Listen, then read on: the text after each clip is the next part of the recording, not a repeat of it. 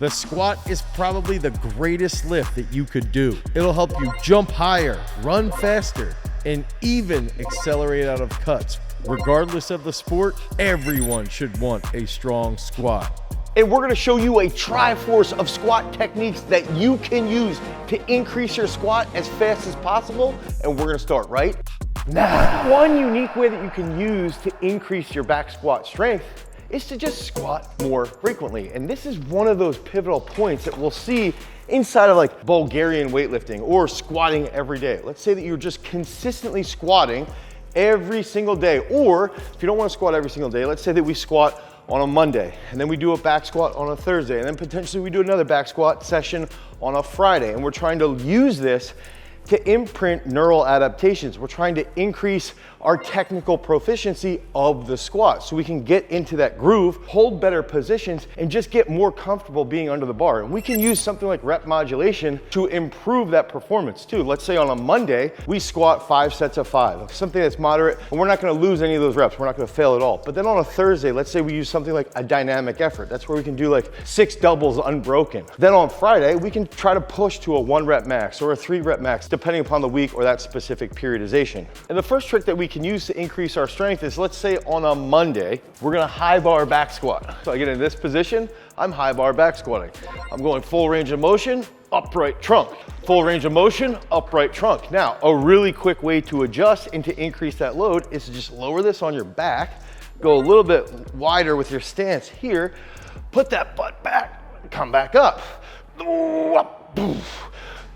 And you could do that low bar, let's say on a Tuesday or a Wednesday, a little bit heavier. Another thing that we can do is that we can use a Hatfield squat, where we want to really overload that Hatfield squat, and we can hold on to something. But while we're doing that Hatfield squat, we can do it unbroken. We could do that for 4 to 5 sets of doubles to triples, and then maybe do 2 drop sets of a normal high bar back squat at a little bit lighter load, just focusing on actually increasing that groove. And some of these squat tricks are deep inside of our strength training app, Peak Strength, where you're going to get other squat variations that will help increase your neural coordination.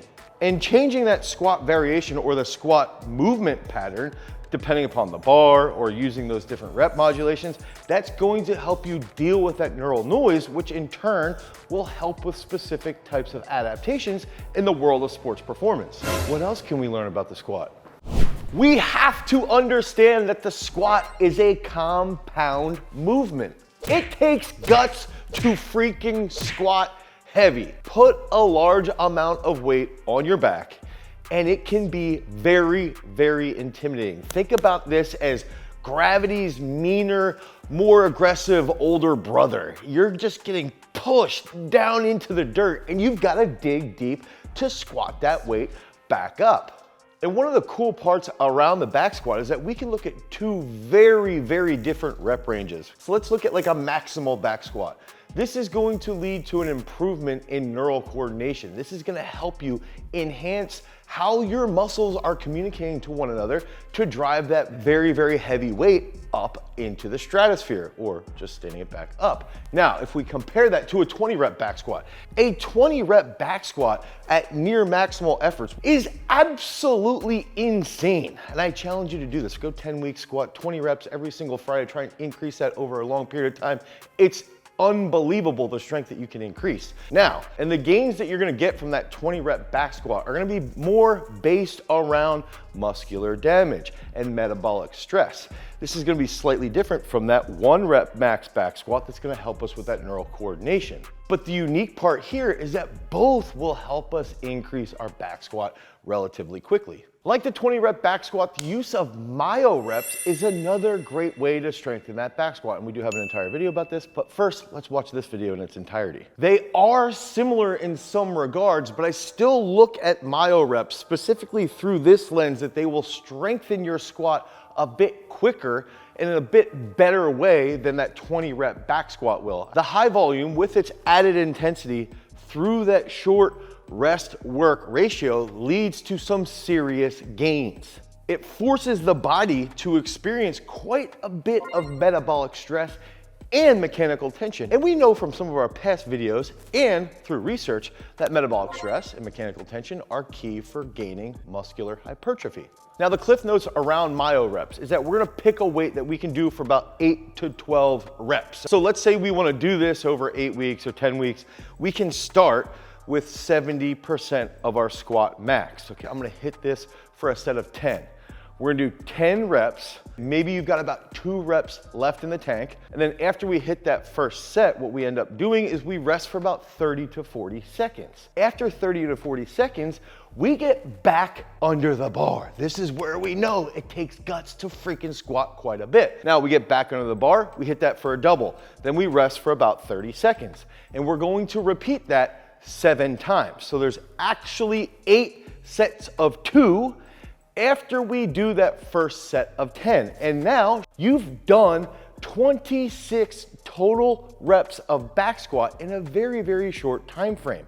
And if you can push this week over week, that's going to lead to some serious freaking gains, not just physiologically, but also psychologically. So this is a variation for neural adaptation, but it's also a means of imprinting quite a bit of metabolic stress. But I can hear you. I want a PR. I want to increase my 1 rep max. And that brings us to our third piece of the Triforce. That is going to be ramping.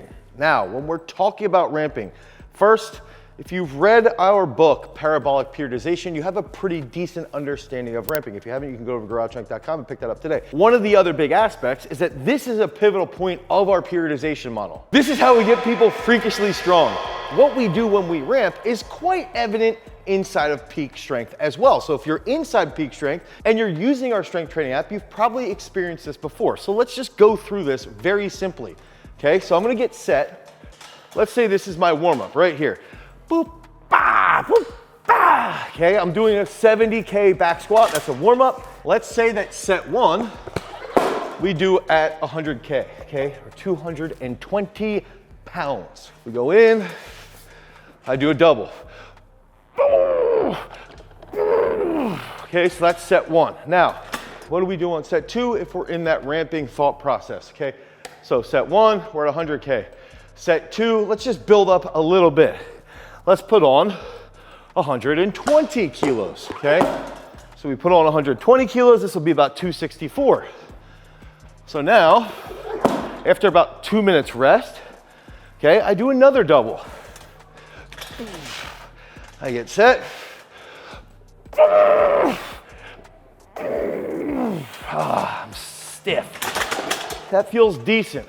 The third set, I could go to 130. That'd be about 286. Do another double there. Fourth set, let's go to 140. It's about 308 pounds. We can do a double there.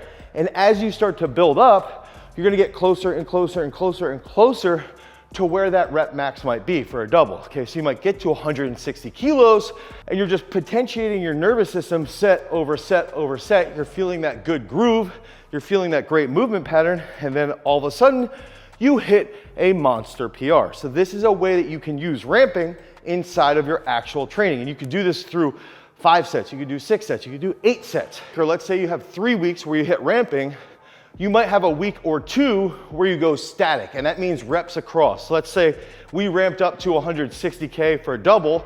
We might do 5 or 6 doubles on our static week at around 145 to 150K, and that's gonna help bump up that volume at a higher intensity. So that's an easy concept that you can use on a regular basis to boost the back squat strength. So you have the Triforce of squatting power. That first aspect is we're gonna lead to neurological adaptations or neurological gains by increasing our squatting frequency. That's gonna help us get in the groove a little bit more effectively.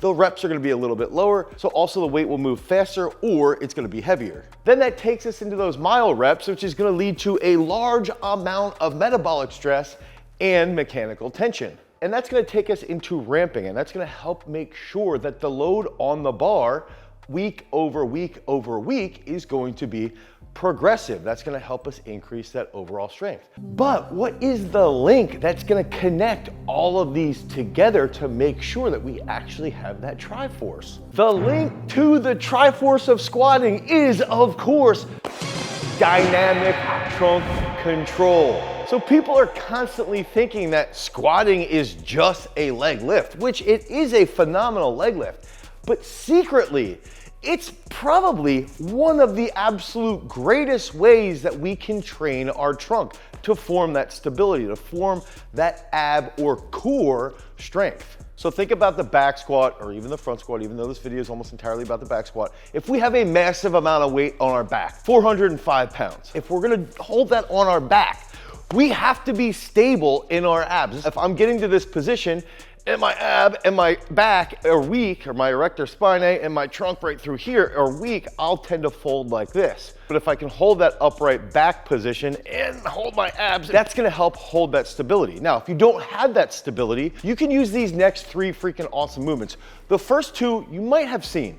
The third one, we've only ever videoed once, and it's absolutely insane. Now, we're gonna start with Chinese side bends. And this is something I learned directly from the Chinese weightlifting team at a World Championships in 2019 in Pattaya, Thailand. And they would do this with plates, even with barbells. Okay, so if we use kettlebells here, we go 12 to each side. This is gonna help increase your trunk stability. And I cannot wait to read the comments that say, oh, well, Dane, you have weight on the other side.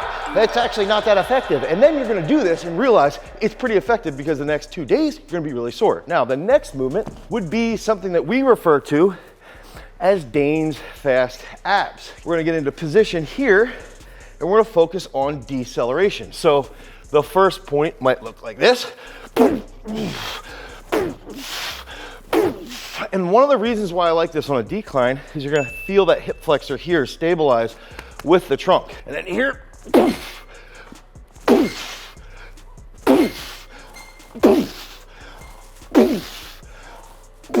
now, these are both exercises that are inside of our strength training app, Peak Strength.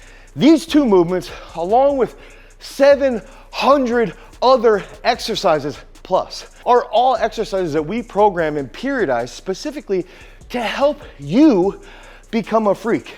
When you download Peak Strength from peakstrength.app, the Google Play Store or the Apple iOS Store, you're communicating to your brain that you want to become a freak. You want to become a champion. You want to hold yourself accountable to show up 4 days a week and absolutely smash these exercises. The next exercise, this is referred to as blue collar carries. So, this is a great movement. If we want to improve that trunk stability, that trunk control, it's a great finisher. It's something that we could do at the end of an athlete day. It's something that we could do at the end of an impulse day. It's something that's going to help you be very, very stable. And when I'm thinking about, let's just say football, right? Javen Williams, who was a 5-star football player who trained with us, a kid runs into Javen, full speed to Javen, and Javen just absolutely destroys him. Now, he does have a weight advantage, but this kid was moving very, very quickly. Trunk control, trunk stability is what Javen used to pancake him. So if you have a massive amount of trunk control here, you can hit somebody and apply that force very, very rapidly, although it doesn't appear that it's being applied rapidly because you're just stable. When we get into this blue collar carry, that's gonna help us train that. So we're here. Oh, there we go. Ooh. So now I can walk forward, okay? And I'm in this position, and then, mainly because our turf is short, but I'm gonna channel knees over toes guy, I can even walk backwards. Did I mention in the past that walking backwards can actually help you with aging? So now I can walk backwards and I'm still training that trunk control. I'm still training that trunk stability. We can do this for 4 or 5 sets to each side for a specific time limit. Because remember, freaks, if you want to become a champion, you've always got to cultivate your power. Peace.